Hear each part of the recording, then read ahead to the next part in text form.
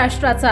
नमस्कार, मी गौरी। संध्या लाईव्ह मध्ये आपल्या सगळ्यांचं स्वागत। दौंड तालुका पाटस येथे शुक्रवार दिनांक 5 जून रोजी दुपारी 2:30 वाजण्याच्या सुमारास भर चौकामध्ये गोळीबार करून दहशत माजवणाऱ्यांवरती यवत पोलीस प्रशासनानं मोठी कारवाई केली आहे। फिर्यादी सूरज राजेंद्र कुऱ्हाडकर, वय वर्ष 32, व्यवसाय ट्रक चालक, राहणार अंबिकानगर, तालुका दौंड, जिल्हा पुणे यांच्या सांगण्यावरून आरोपी संतोष बाळकृष्ण कडू, राहणार बेटवाडी, तालुका दौंड, जिल्हा पुणे, अण्णा बाबू गायकवाड, रावसाहेब गंगाराम पालवे, सुधीर अण्णा फुलमाळी, रामा बाजीराव गायकवाड, अनिल रामा गायकवाड, सर्व राहणार जोशी वस्ती, ढोकराई फाटा, तालुका श्रीगोंदा, जिल्हा अहिल्यानगर आणि इतर 4 ते 5 अनोळखी इसम सदर आरोपींवरती कलम 110, 118, 189, 191, 190, 352, 351 इतर गुन्हे दाखल केलेत। या घटनेचा पुढील तपास पोलीस उपनिरीक्षक कोल्हे करीत आहेत।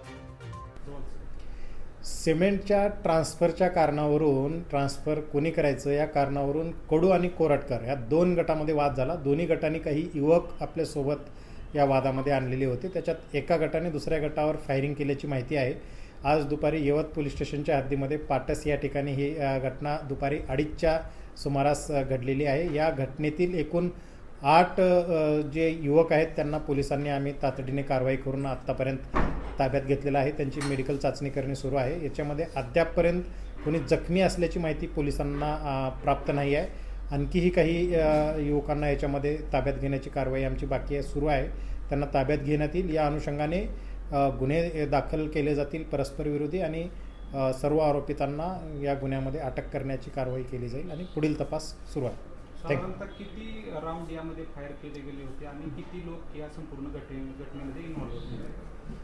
10 ते 12 लोक याच्यामध्ये दोन्ही गटाचे मिळून समाविष्ट असण्याचं CCTVच्या फुटेजवरून आम्हाला प्रारंभिकदृष्ट्या दिसून येते आणि 2 खाली केस पोलिसांना घटनास्थळावरून मिळालेले आहेत। यावरून अंदाज लावता येतो की 2 राऊंड फायर झाल्याची शक्यता आहे। धन्यवाद। ताज्या आणि महत्त्वपूर्ण बातम्या पाहण्यासाठी आजच आमच्या संध्या लाईव्ह न्यूज चॅनलला YouTubeवर सबस्क्राईब करा आणि बेल आयकॉन प्रेस करा।